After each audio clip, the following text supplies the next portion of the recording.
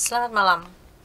Penambangan di wilayah Kabupaten Magelang nampaknya diduga masih liar, di mana saat ini masih banyak menimbulkan berbagai kerusakan lingkungan, terutama air. Di satu sisi penambangan ini sangat dibutuhkan untuk pembangunan, di sisi yang lain masyarakat banyak yang dirugikan karena dengan keberadaan air yang sangat tidak diharapkan. Nah, dengan adanya undang-undang Omnibus Law atau Sapu Jagat atau Undang-Undang Cipta Karya ini, nantinya kepengurusan perizinan untuk penambangan ini dipusatkan di pusat OSS RAB ya Pak ya? RBA, mohon maaf, RBA. Kedepannya bagaimana wacananya? Mohon maaf, menurut Bapak ya, apakah ini nantinya akan menjadi sebuah solusi atau mungkin ada sisi negatif dan positifnya, terutama dengan masalah lingkungannya Pak dan perizinannya itu sendiri. Terima kasih kepada Bu Sri ya sudah seringkali ya kita komunikasi. Tidak menyebut namanya Bapak ya, Bapak Srianto. Jadi tujuannya memang kami ini sebagai lembaga yang memang bekerja sama dengan lingkungan hidup, kami juga dari lembaga konsumen sering komunikasi dengan lingkungan hidup sama-sama, karena kita sebagai lembaga yang punya legal standing untuk bisa melakukan pengawasan dan gugatan ketika ada suatu persoalan lingkungan hidup yang tidak sesuai dengan peraturan perundang-undangan. Nah, ini kalau saya melihat pemerintahan Jokowi ini dengan menerbitkan Undang-Undang Nomor 11 tahun 2020, Undang-Undang Ibu tadi adalah Undang-Undang apa? Sapu Jagat. Sapu Jagat itu menyapu bersih undang-undang untuk menyederhanakan, atau bahasa latinnya Omnibus Law. Omni itu kan semua, semua dijadikan, maka dinamakan Undang-Undang Omnibus Law. Jadi beberapa aturan undang-undang disederhanakan menjadi satu undang-undang biar untuk tidak aturan atau regulasi itu tidak tumpang tindih. Berarti satu pintu itu maksudnya ya Pak. Maka ini saya mengatakan Undang-Undang Omnibus Law itu seperti dengan Ibu tadi adalah merupakan peraturan atau deregulasi dan debirokratisasi di bidang penambangan. Terutama hubungannya dengan Undang-Undang Minerba dan Undang-Undang tentang lingkungan hidup. Ya, dengan adanya Undang-Undang Omnibus Law ini saya mengharap khususnya hubungannya dengan penambangan ini akan menjadi solusi yang terbaik. Karena saya membaca itu dari Undang-Undang Omnibus Law itu sudah ada aturan turunannya. Aturan turunannya yaitu kalau hubungannya dengan sekarang ini hubungannya dengan perizinan, ini adalah Peraturan Pemerintah Nomor 5 tahun 2021, yaitu tentang penyelenggaraan izin berusaha berbasis risiko, yang setelah tanggal 2 Agustus ini kemarin itu sudah dilimpahkan kepada pusat izin. Hanya yang WIUP-nya yang belum, wilayah izin usaha penambangannya. Maka saya melihat Undang-Undang Omnibus Law itu sangat, saya baca dan cermati itu bagus, segala sesuatu dialihkan ke pusat, tetapi yang sensitif yang hubungannya dengan wilayah izin usaha penambangan tetap dimasukkan kepada yaitu instansi terkait, yaitu SDM provinsi. Dan juga kalau hubungannya dengan sungai ya itu nanti ada rekomendasi dari BBSO. Kemudian terkaitan dengan itu Pak, yang ditakutkan masyarakat kan masalah lingkungan. Karena lingkungan itu kalau nanti terjadi kerusakan, yang rugi adalah anak cucu kita nantinya. Tidak bisa merasakan fasilitas alam gitu ya, seperti air, keberadaan air yang diharapkan nantinya bisa menghidupi.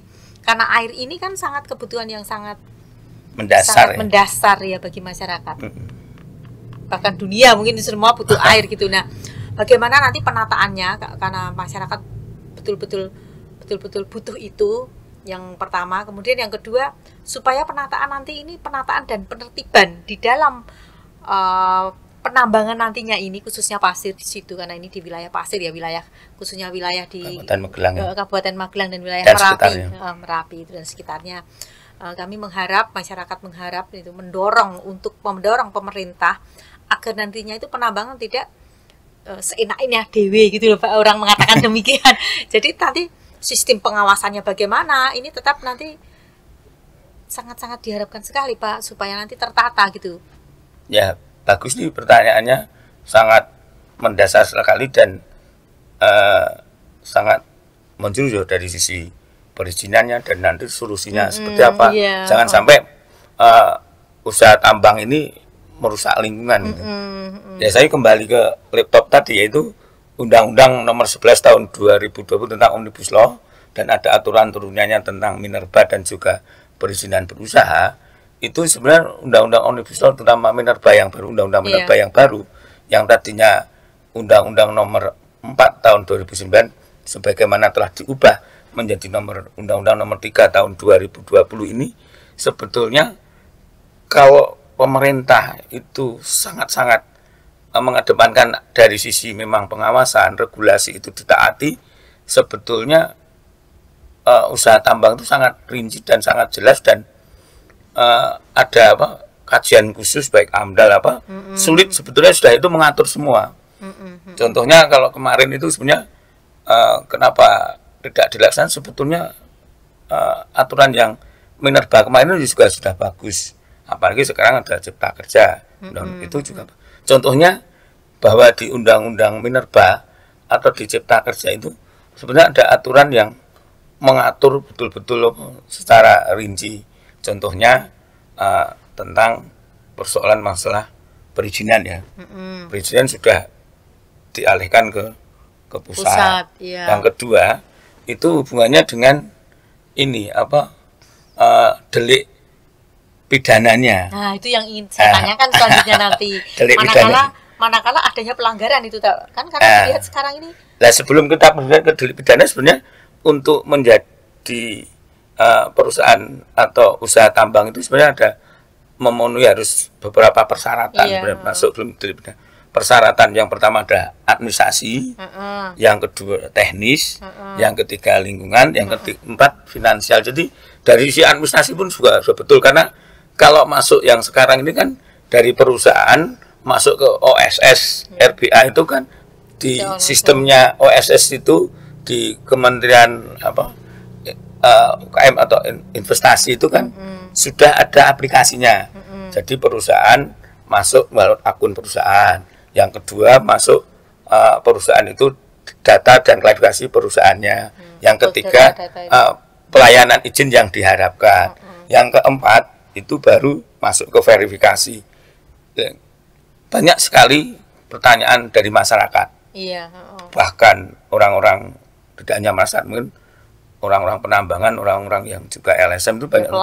Sekali tiap penambang itu ditanya, kita sudah punya izin OSS. Tapi nggak paham. OSS itu sebetulnya bukan sebuah izin. Yang namanya one single submit itu adalah bagaimana perizinan secara offline itu ketika sudah selesai hanya dia mengirim data dan diupload. Jadi data yang sudah ada diupload di OSS itu. Jadi kalau sudah masuk di OSS ya dia harus persyaratan banyak tadi masuk akun, terus perusahaannya ya didata lewat OSS. Umpamanya kalau mau masuk jadi mempunyai izin usaha penambangan, baik izin usaha penambangan khusus menurut Undang-Undang Minerba yang baru ini, itu kan harus mengacu kepada salah satu tahapan pertama sebelum izin itu namanya, karena izin usaha tambangan ada dua ya, tahap izin WIUP, yang kedua izin usaha penambangan. Apa bedanya itu Pak? Nah kalau WIUP kan usahanya dengan wilayah izin usaha penambangan, contohnya kalau mau masuk izin usaha penambangan, baik eksplorasi maupun produksi. Nah ini saya tambahkan, kalau yang Undang-Undang Minerba yang kemarin itu kan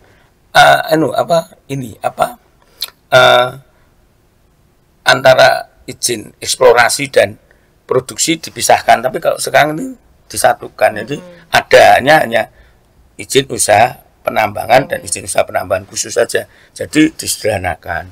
Nah itu sebelum masuk itu kan ada harus mengenai ketentuan yaitu WIU, yaitu wilayah izin usaha penambangan, yang itu syaratnya harus pertama harus pihak pemohon atau perusahaan atau yang mengajukan izin itu harus cek lokasi tentang tata ruang dulu, apakah wilayahnya itu, daerahnya, lokasinya itu sudah sesuai dengan tata ruang nasional atau tata ruang daerah. Kalau Merapi, apakah dengan di daerah Merapi itu boleh ditambang atau tidak? Nah, setelah itu baru mengajukan, yaitu kalau sudah itu memang betul sudah tidak ada larangan, RTW-nya sudah sesuai, dan selanjutnya baru mengajukan kepada BPN ya, Badan Pertanahan dan juga ESDM itu mengecek tentang titik ordinat lintang bujur dan lintang itu tentang lokasinya. Nah setelah itu, setelah disesuaikan itu nanti mengecek lokasinya itu radiusnya berapa, terus cakupan apa yang sudah itu dimensinya berapa. Akhirnya juga ini membayar secara finansial itu dari syaratnya dari administrasi, teknis dan apa finansial itu, makanya finansial sudah membayar cadangan, jaminan cadangan tentang cakupan wilayah tersebut. Belum membayar jaminan reklamasi nanti, baru itu. Setelah itu baru mengacu izin dari administrasi selesai, baru ke lingkungan tadi membuat yaitu KA AMDAL, kerangka acuan AMDAL, baru merencanakan dokumen AMDAL. Nah, dokumen AMDAL kalau undang-undang minerba yang kemarin kan dicek oleh bagian komisi namanya, komisi penilai AMDAL. Ya sekarang di undang-undang yang baru ini, undang-undang minerba yang baru dan omnibus law ini tidak ada, tapi langsung di pusat itu ada tim pengkaji, yaitu tentang lingkungan. Begitu, berarti memang betul-betul disederhanakan itu, tapi betul-betul memang sangat rinci. Makanya penambang sekarang dari sisi perusahaan tiap sub itu ada depositnya. Perusahaan dan sub ini harus deposit berapa sesuai dengan kapasitas yang disesuaikan dengan aturan perundangan yang berlaku. Jadi sangat rumit begitu ya? Ya, sangat rumit. Atau memang dipersingkat atau gimana? Sebenarnya Ya, mempermudah atau mempersulit, Pak? Ini sebetulnya mempermudah, tapi juga artinya tingkat pemerintah tingkat kehatiannya tinggi, karena dari segi administrasi kan dipantau dari depositnya. Verifikasi betul-betul ya Pak. Bahkan nanti kalau sudah AMDAL-nya keluar kan bisa ngurus IUP-nya.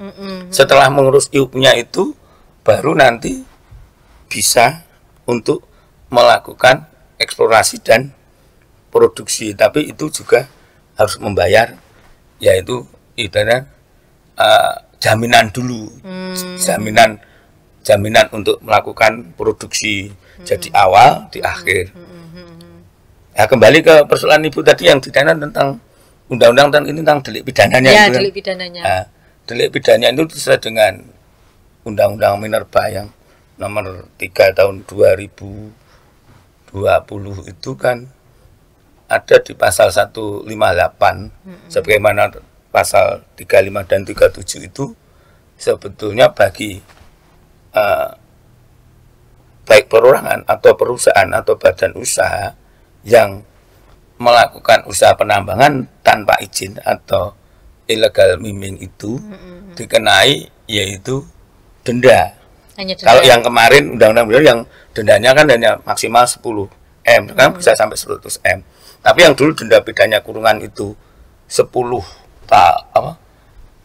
tahun dikurangi jadi 5 tahun. Jadi memang betul-betul sangat ini.